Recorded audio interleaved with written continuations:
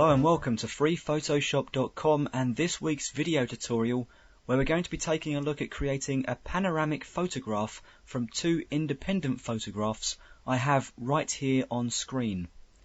Now you can see at the moment I have San Fran left in full view here, this being a photograph of the San Francisco skyline I took last year whilst touring the Great Southwest in the USA. And if I hold down the Control key on the keyboard and press the Tab key, I'll automatically flip to the second photograph.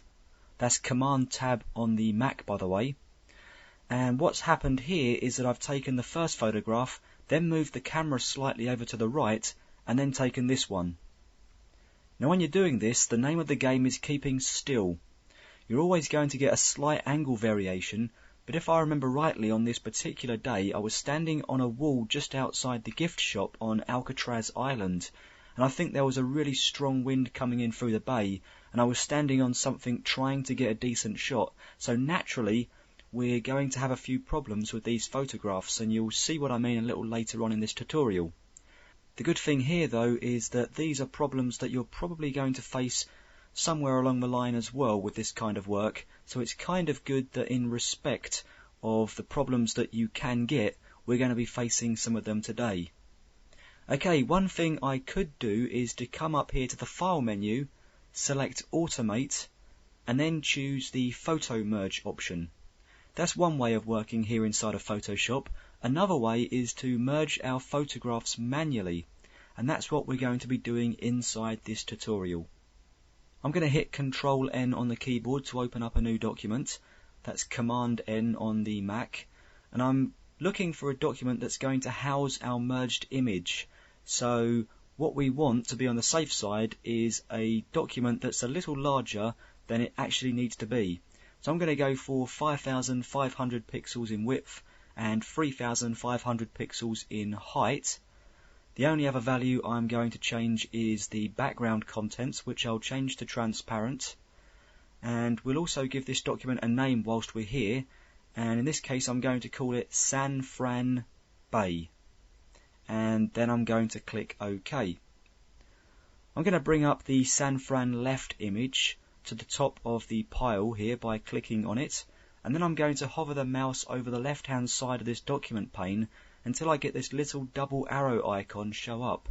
Then I'm going to drag the side of this document over here to the right hand side, and then I'm going to select the Move tool by hitting V on the keyboard, or you could select it from the top of the Tools palette up here. Then I'm going to drag the San Fran right from its document window into the new document we made a few seconds ago. And once it's hovering over the new document, I'm just going to release the mouse to drop it into position. And seeing as we've got the Move tool selected, we can then just position that exactly where we want it inside the image. Now we don't need the original image anymore, so as we've copied it into our new document, I'm going to click to activate it and then hit the X at the top of the document pane to exit from that photograph. Now I'm going to do exactly the same with the left image, just copy it straight into the new document window with the Move tool, and once I've done that, I'll close that image as well. Okay, we've now got just one image open, and that should contain two layers over here in the Layers palette. And just to keep things simple, I'm going to rename them. I'm going to name the left one Left, and then the right one Right, just to keep things nice and simple. Okay, let's take a look at our image just to see what's ahead of us. I'm going to deselect the Show Transform Controls option up here in the Options bar, and that's going to lose the Move controls around the selected layer. And the first thing you'll notice is that we've got a large area of the image that's going to need overlapping. And that's good for this tutorial because it's going to give us plenty of room for editing and manipulating to get this image looking as if it was one. Secondly, if we zoom in, we can see the colours that should be the same are actually more different than they looked when we were viewing the images as independent photographs. In fact, when we compare them side by side, there's a noticeable difference in the blues of the sky and the blues of the sea. And that's something we'll be able to fix a little later on. You'll also notice that the image on the right hand side isn't completely straight, so we may need to go back and fix that a little later on as well. And something else I should mention before we get started, if you've noticed when I'm dragging these images around I'm getting these magenta lines helping me line up the position of the layers, then let me tell you that I've got Smart Guides turned on. And you can turn them on or off up here in the View menu under the Show sub-menu. Also, whilst we're up here in the View menu, you can see that I've got Snapping active, which is further going to enhance my ability to align these layers. Okay, so let's get started actually aligning these layers.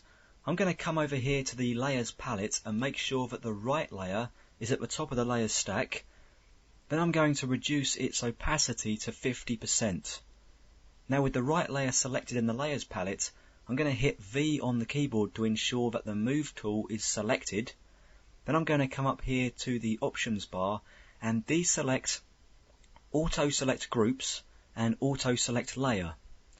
So now wherever we drag in the document, we're going to be dragging the right layer, and we're not going to be able to accidentally move or even select the left layer. Now I'm going to drag the right layer over on top of the left layer like so, and just try and align it the best we can. And now's a good time, by the way, to start deciding where we're going to be making our cut point. And I would suggest that this smallish building right here, because if you look down the photo, then you'll notice we're not running into much trouble, as opposed to somewhere like here, where we're going to be running right through the speedboat, and we're looking to be making things tougher than they need to be. Okay, I'm going to zoom in and align this building as perfect as I can get it, just so that we're making things as simple as they can be by cutting where there's the least amount of trouble within the image. And I'm not too worried about anything else at this stage. I'm just going to get this aligned perfectly and then zoom out to take in the whole document. Now I'm going to reset the opacity of this layer to 100%. Now you'll see that the photographs don't quite match up at the join at the moment, but don't worry about that, because as you'll see very shortly, that join is about to change places. At the moment we're more concerned with merging the photographs, and I'm going to do that with the Eraser tool. So I'm going to go ahead and select the right layer, then I'm going to come up here to the Tools palette and select the Eraser tool. Now be wary that inside the Eraser flyout menu we have 3 eraser tools available. We just need to make sure that we've got the standard eraser tool selected and not the magic eraser or the background eraser. Now I'm going to adjust the size of the brush by using the bracket keys on the keyboard. That's left bracket to decrease the size and right bracket to increase the size. And then a really important part of this procedure is to make sure that we're using the softest brush we can get our hands on. And we can do that by changing the softness or hardness of the brush by holding down the Shift key and pressing the left bracket key to soften or the right bracket key to harden. And if you want to make sure or doubly sure that you're selecting the correct amount of softness, then you can come up here to this drop down arrow and click it to reveal the brush properties. And we need the hardness set to 0%. Okay, I think we're ready to go. Now remember that building we looked at earlier, the one we marked as being a good place to make a cut? Well, that's where we need to base our eraser strokes. I'm going to come up here to the View menu and select the Rulers option. Then from the vertical ruler, I'm going to drag out a guide just so we can keep an eye on where that point actually is. Now the secret here is to constrain the strokes to small ones. And then if we make a mistake, say I go to erase something up here and I accidentally go over some of these buildings that I didn't want to go over, then I can just hit Control Z on the keyboard to undo the last modification, and that's Command Z on the Mac. An extremely useful keyboard shortcut and command for that matter, especially for this kind of work. And you can also access the undo and redo commands, by the way, inside the Edit menu up here at the top. But my advice is just to keep those strokes really small, and then if you do need to use Control Z or Command Z to undo small portions of the image, you're not going to have any problems doing so that way. Okay, once we've brushed away all that we need to brush away with the eraser tool, I'm going to temporarily turn off the visibility of the left layer over here in the Layers palette by clicking this eyeball.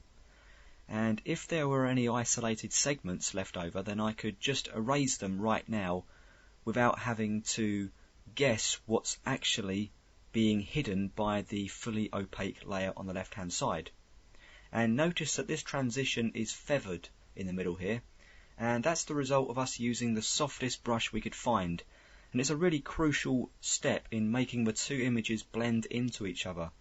Also, you can see that the line isn't straight, but that's a really good thing, and it just demonstrates that you're bound to get better and more realistic results by tracing certain elements within the image, especially if you've got hard edges within the image itself. In this particular example, it doesn't really matter too much because we've got quite a soft flowing image. But if you were, say, erasing from a tree, you could use the outline of the tree as your point of erasing the image. Okay, I'm going to turn on the visibility of the left layer, and then I'm going to select the Move tool once again by hitting V on the keyboard, and then just drag this guide off the side of the page like so. Now in this particular image we don't need any kind of colour manipulation to make these images look good together, and even though they may not have been exact, the transition between the two has blended them together perfectly. If you do need to add small amounts of colour adjustments or shift the colours in particular ways, then your best bet is to come up here to the image menu, select adjustments, and either try making some small changes inside hue saturation or brightness contrast. Okay, just to finish this image off, I'm going to come up here to the layers menu and select flatten image, which will take all the layers inside the image and place them onto one layer. And be aware that by doing this we've lost all ability to edit the layers individually, so only flatten the image when you're 100% happy with it. If you're not so sure, then you can always save a version of the layered composition before you proceed. You can do that by just going to Save As in the File menu and calling it something different than you've called the original file. I'm now going to hit C on the keyboard to access the crop tool, and then I'm going to go ahead and select the area of the image I want to keep. And by the way, if you want more information on straightening and cropping an image, then there's a tutorial dedicated to it on the free Photoshop.com website. I'm going to press the Enter key on the PC or the Return key on the Mac to go ahead and crop the photograph. And just before we go, I'm going to open up this final image, which is the image we've been working on today, plus another 5 photographs to make up a complete panoramic image of the San Francisco skyline as taken from Alcatraz Island. Well, I hope you found this tutorial on freephotoshop.com to be helpful. Thanks very much for watching.